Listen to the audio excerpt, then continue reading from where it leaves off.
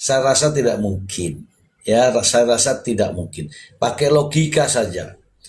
Ketika hakim sudah melakukan penahanan, memperpanjang penahanan dan sebagainya, konsekuensi hakim adalah dia tahu bahwa apa yang terjadi dalam kasus ini harus diputuskan. Setidak-tidaknya harus berada di kurungan. Tetapi kalau membebaskan, justru dia menjilat apa yang ada di sini. Tadi menahan, ya kan, menahan, memperpanjang, kemudian membebaskan. Kenapa? Kan begitu. Kemudian, ya, inilah yang dimaksud pertanda. Kenapa ya hakim sampai memperpanjang? Kenapa ya hakim tenang loh? Ini hakimnya tenang loh. Artinya apa? Hakim sudah paham, hakim sudah tahu, karena sudah perjalanan sidang kan pasti tahu. Pasti akan ada vonis yang ya sesuai lah, sesuai. Karena tahu ada sesuatu, makanya ya udah tahan, perpanjang, tahan. Silakan kamu perlama-lama, saya tak juga mempercepat. Jadi ada dua hal nih. Kemarin menunda sidang, hakim juga akan lihat, oke, saya catat kamu ya. Kamu bilang sakit, tapi tidak ada surat sakit, oke, begitu aja, ya. Jadi secara prosedur hakim sudah paham. Dan ingat ya teman-teman ya, jangan mengatakan bahwa hakim hanya menangani kasus ini. Hakim itu sudah berpindah-pindah tempat, dari mana-mana itu yang ditangani itu kasus-kasus. Dan kasus semua banyak yang sudah diputuskan. Ini kan kalau melihat nih yang tapping-tapping, hakim ini, hakim ini, hakim ini. Tidak, hakim itu punya pengalaman. Gitu ya Bu Simaya, bahwa yakinlah bahwa hakim akan mengambil keputusan sesuai yang hakim yakini. Oh yaitu, iya. Yakin sih bisa sih. Ini hakimnya kalem, cool gitu, tapi bagus kok ininya juga, tidak frontal, juga tidak ini.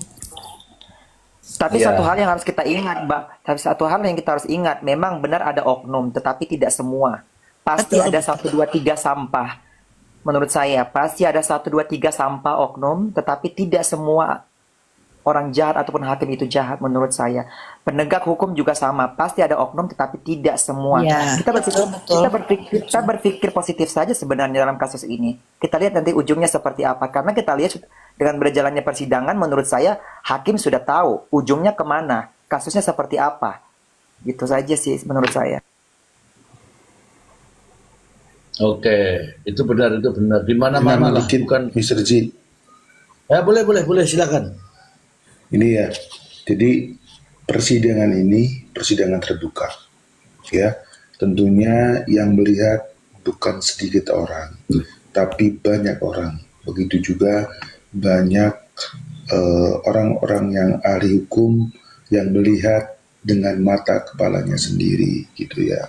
Dan kalau misalnya hakim berbuat tidak adil, pasti akan banyak yang memprotes, kan itu ya.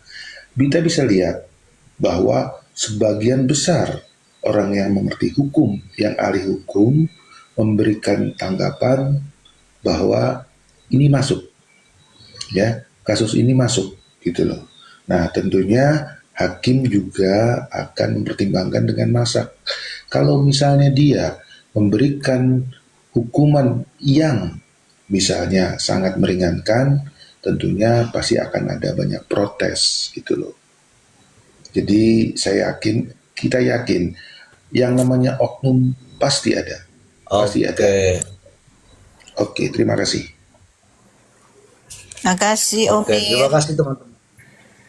Ya, jadi intinya begini, di mana-mana Anda berada, di tugas di mana saja, di tempat di mana saja, di instansi mana saja, di sekolah mana saja, di bangku kuliah mana saja, ada istilah yang namanya oknum. Sependapat? Pendapat. Sependapat nggak ini? Ya, ya, sependapat. Ya, sependapat. Tetapi ingatlah bahwa tidak semua mereka menjadi oknum. Sependapat? Ya. Oke. Oke ya.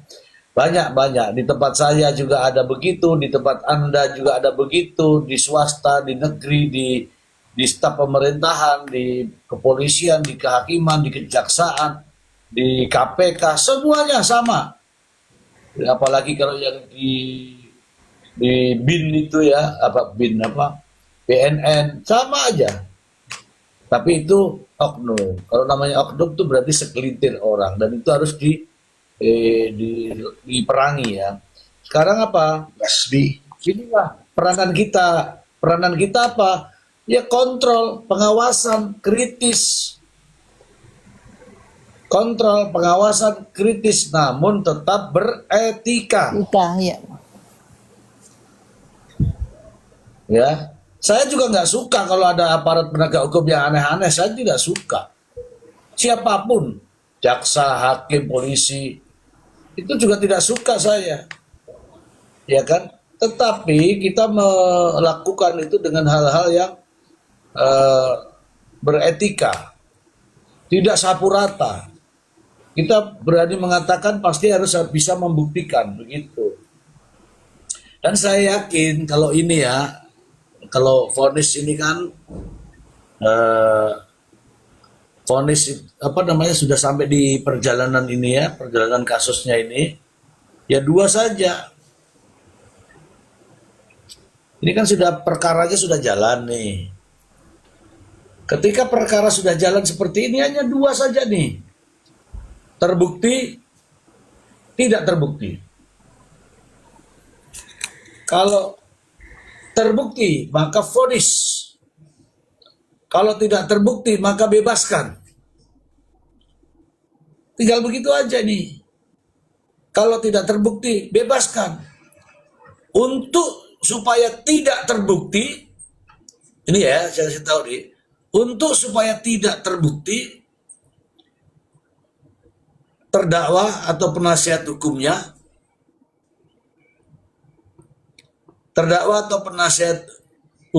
harus membuktikan bahwa, kan gitu, bahwa kliennya tidak bersalah. Misalnya tidak menerima duit, misalnya tidak melakukan pembayaran rumah, misalnya bisa membuktikan bahwa itu endorse. Misalnya banyak sekali yang itu harus dibuktikan. Ada Bang Maksi. Halo Bang Maksi, sini naiklah. Begitu teman-teman. Jadi ketika ada jaksa penuntut umum melakukan dakwaannya,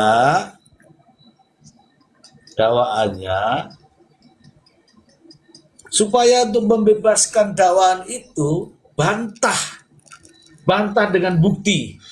Ini loh, betul, saya endorse. Ini loh, saya sedekah. Ini loh, saya tidak bayar. Saya bayar sendiri itu rumahku. Ini loh, uangnya nggak ini, saya nggak ambil. Tinggal dibuktikan. Itu namanya bukti dibalas dengan bukti. Itu yang sering kita dengarkan dari narasumber kita Bang Maksi. Sekarang kita undang Bang Maksi. Karepu. Teng.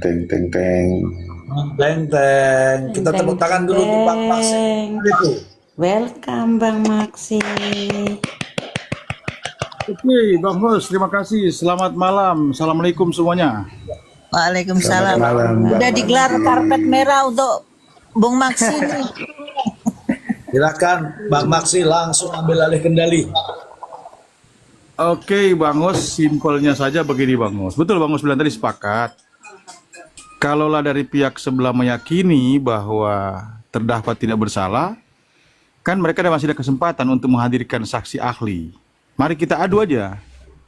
Tetapi saksi ahli juga harus netral, bukan berarti saksi ahli kemudian berat sebelah kemudian apa namanya menyatakan tidak sesuai dengan pendapat ahli keahliannya, kan begitu, Bos. Jadi begini, sebetulnya teman-teman, sebetulnya kalau kita mau bahas lagi ke belakang nanti mundur, kita nggak maju-maju. Faktanya kan uang sudah nyebrang, kan begitu. Bicara soal endorse nggak jelas. Kalau memang mau ditolak dari awal dong, tolak aja uang itu. Sebetulnya kalau uang itu nggak ada uang, itu nggak bisa, nggak bakalan jadi nih kasus nih. Barang ini nggak jadi, Bang Hos. Barang. Nggak jadi di barang kalau uang itu nggak nyebrang ya, artinya ditolak sama CNM. Tak dulu, jelas dulu, harus jelas nih, ini uang untuk apa? Harusnya kan begitu. 4M ini harus clear dulu, ya kan? Harus ada pembicaraan lebih lanjut. Ini kan nggak clear loh, Bang Hos. Makanya saya bilang kan, masuk itu barang karena itu. Kalau dia tolak di awal, ada kasih kesempatan berbicara saja ibaratnya dengan cara baik. Ibaratnya Bang Hos, nggak jadi bicara. Semuanya. Malam Bu, malam Bu. Bang Hos kan begitu, malam Bu Juan. Jadi pertama ketika uang itu nyebrang nggak ditolak, nggak dikelirkan dulu kejelasannya, diterima. Maka saya bilang Bang Hos, jadi itu barang. Kemudian setelah saksi ahli menguatkan, masuklah itu barang unsurnya. Demikian, terima kasih kawan-kawan. Betul. Bang Maksi, Sudah Bang Maksi, silakan. tambahin dikit, Mr. Ji. Jadi gini, di fakta persidangan, terdakwa bilang katanya perbaiki dulu produkmu. Itu kan yang selalu dia katakan. Nah, kalau misalnya dia sudah bilang begitu, tentunya dia menolak dong pada saat akan diberikan uang, benar nggak? Betul. Itu kan selalu dikirakan, perbaiki dulu produkmu. Tapi kenapa sebelum misalnya dia masih bilang kan bahwa produk Reja Gladys itu bermasalah, walaupun dia sendiri sampai sekarang tidak tahu produk mana yang punya Reja Gladys bermasalah, gitu ya. Tapi dia kemudian menerima uangnya, bahkan dia menyuruh Mail untuk mentransfer ke PT Bumi Wisesa itu, gitu. Begitu, Iya, betul. Tambahannya sedikit. Iya, betul. Makanya kan JPU bertanya menjebak. JPU bertanya.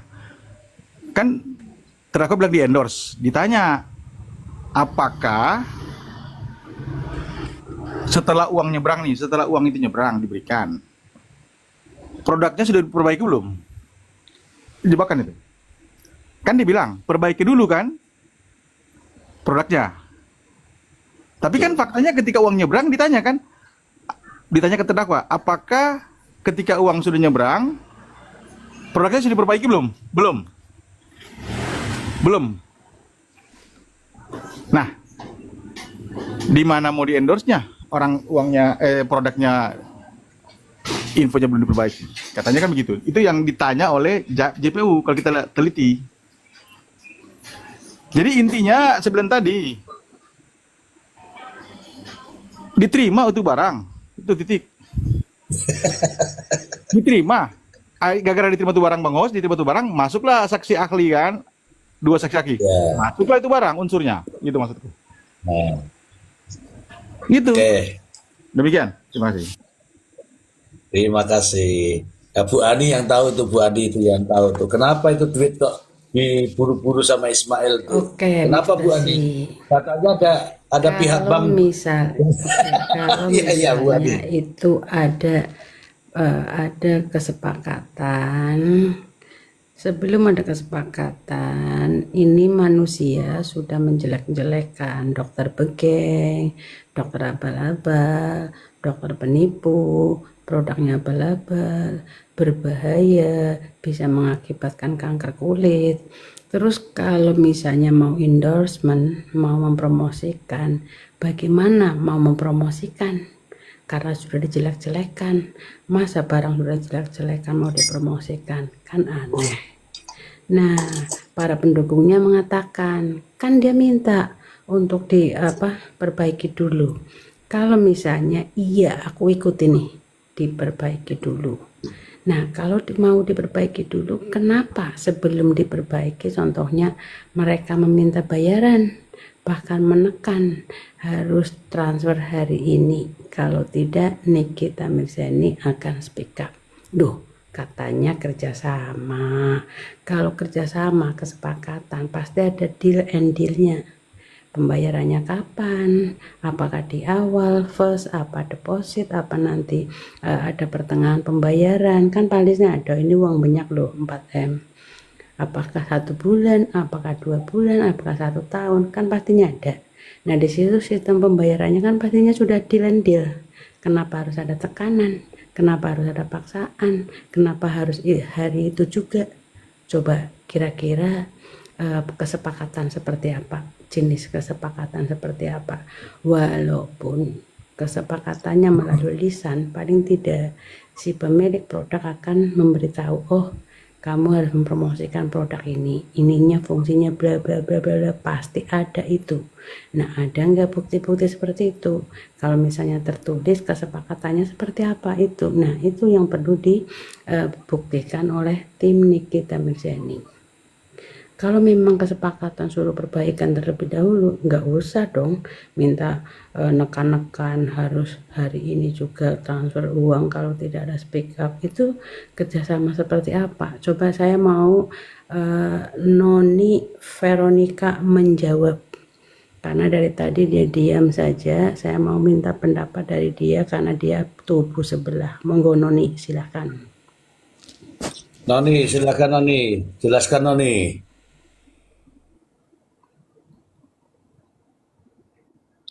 Noni, silakan jelaskan Noni.